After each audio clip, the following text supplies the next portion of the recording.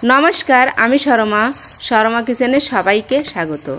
आज आमी डिम भुना करब, आपनारा भिडियोटा देखते थाकुन। एभावे एकबार डिम भुना करे खेये देखबेन कत स्वादेर हय एई खाबारटा। आर खेते इच्छा हय बार बार, खूब अल्प समय रान्नाटा हये जाय और खूब बेशी तेल नय, आमी अल्प तेले रान्नाटा करी, आपनारा देखे निन। आमी डिम निये नियेछि, एखाने आमी 11टा डिम आछे, सेई डिमगुलो सिद्ध करे निब। ডিমগুলো আমি এই কড়াইয়ে সিদ্ধ করে নিলাম। আর ডিম সিদ্ধ হতে হতে মশলাগুলো বেটে নিয়েছি। আমি ডিমগুলো দেখেন বেছে নিয়েছি, যে মশলা নিয়েছি পেঁয়াজ রসুন বেটে নিয়েছি, শুকনো জাল বেটে নিয়েছি, আদা বেটে নিয়েছি আর জিরে ধনে এগুলো বেটে নিয়েছি। আমি দেখালাম যে গরম মশলাটাও বেটে নিব।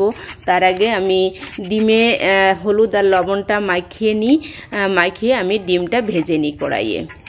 আমি গরম মশলাটা একটু পরে বেটে নিব, কারণ আমি পরে দিব, এজন্য কড়াইটা আমি উনুনে দিয়ে দিয়েছি। আবার এখন দিয়ে দিলাম পরিমাণ মতন তেল। তেলটা দিয়ে আমি ডিমগুলো দিয়ে সুন্দর করে ভেজে নিব। তেলটা আমার গরম হয়ে গেল, এখন আমি এক এক করে ডিমগুলো ছেড়ে দিই তেলের ভিতরে। ডিমগুলো সব আমি দিয়ে দিলাম আর ডিমগুলো দিয়ে আমি সুন্দর করে ভেজে নিলাম।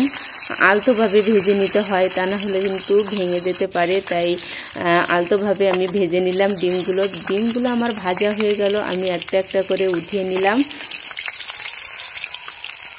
ডিমগুলো আমি আলাদা পাত্রে নিয়ে নিলাম। কড়াইটা আমি আবারও দিয়ে দিলাম, আর কড়াইয়ে যে তেল রয়েছে ডিম ভাজার পরে, তারপর আরেকটু তেল আমি দিয়ে দিলাম। খুব বেশি তেল নয়, দেখেন আরেকটু তেল দিয়ে দিয়েছি আমি। আর দিয়ে দিলাম তেজপাতা ফোড়ন। আমি কিছু পেঁয়াজ কুচি রেখেছি, সেটা দিয়ে দিলাম।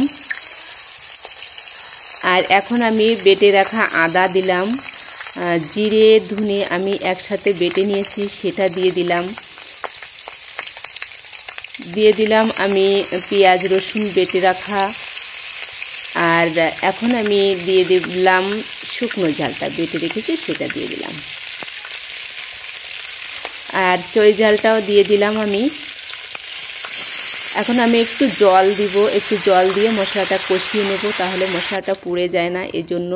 আর অল্প তেলে এভাবে একটু জল দিয়ে কষিয়ে নিলে তেলটাও টেনে নেয় না। আমি হলুদটা আর লবণটা পরিমাণ মতন দিয়ে দিলাম। আর এখন আমি সুন্দরভাবে মশলাটা কষিয়ে নিই।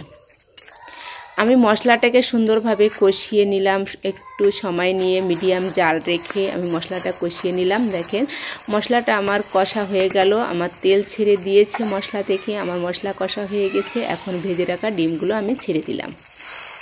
এই বাটিতে একটু তেল রয়ে গেছে আর হলুদ আছে, এজন্য ওই বাটিটা একটু জল দিব, আর সেই জলটাই আমি এই তরকারির ভিতরে দিয়ে দিব। বাটিতে আমি একটু জল ঢেলে নিয়েছি, আর সেই জলটাই এখন দিয়ে দিচ্ছি।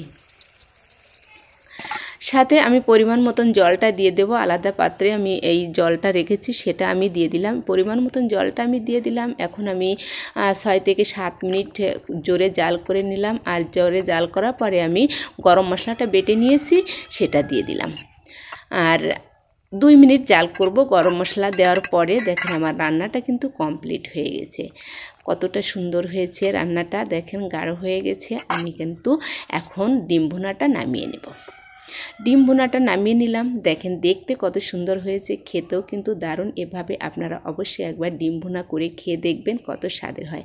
আপনাদের সবাইকে ধন্যবাদ পুরো ভিডিওটা দেখার জন্য। আবার দেখা হবে নতুন কোনো রেসিপি নিয়ে।